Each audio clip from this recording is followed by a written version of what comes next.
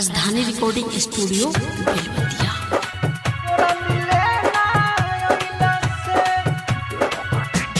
DJ Kanchan राज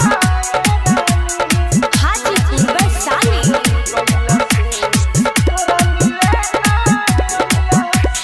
का होई बात बतियाइला से, का होई फोना लगैला से, आ प्यार कोइला से सारा बेकार माए रानी।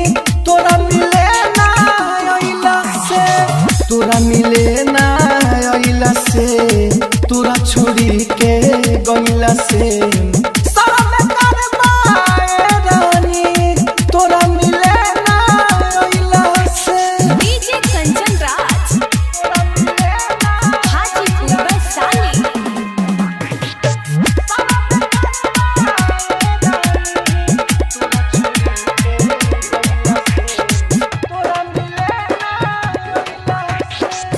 जब जब कहीं तोहसे मिलाए रानी, आवत न रहलू सही परेशानी, सही परेशानी। जब जब कहीं तोहसे मिलाए रानी, आवत न रहलू सही परेशानी, सही परेशानी।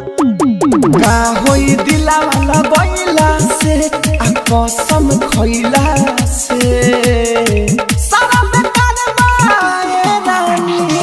तोरा मिले ना आइला से, तोरा मिले ना आइला से, तोरा छोड़ी के गइला से सारा बेकार माए रानी।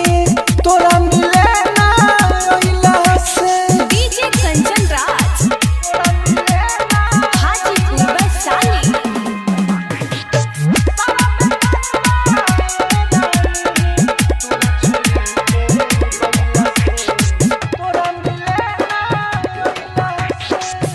गोल सिंह दर्द अपना कहेल दिल के, पहले तो प्यार हमसे करती रहलू मिल के। राहुल राजधानी दर्द कहेल दिल के, पहले तो प्यार हमसे करती रहू मिल के।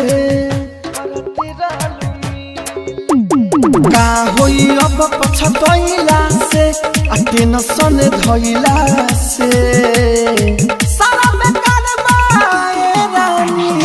तोरा मिले ना आइला से, तोरा मिले ना आइला से, तोरा छोड़ी के गइला से सारा बेकार माए रानी। तोरा मिले ना आइला से। राजधानी डिजिटल रिकॉर्डिंग स्टूडियो बेलवतिया।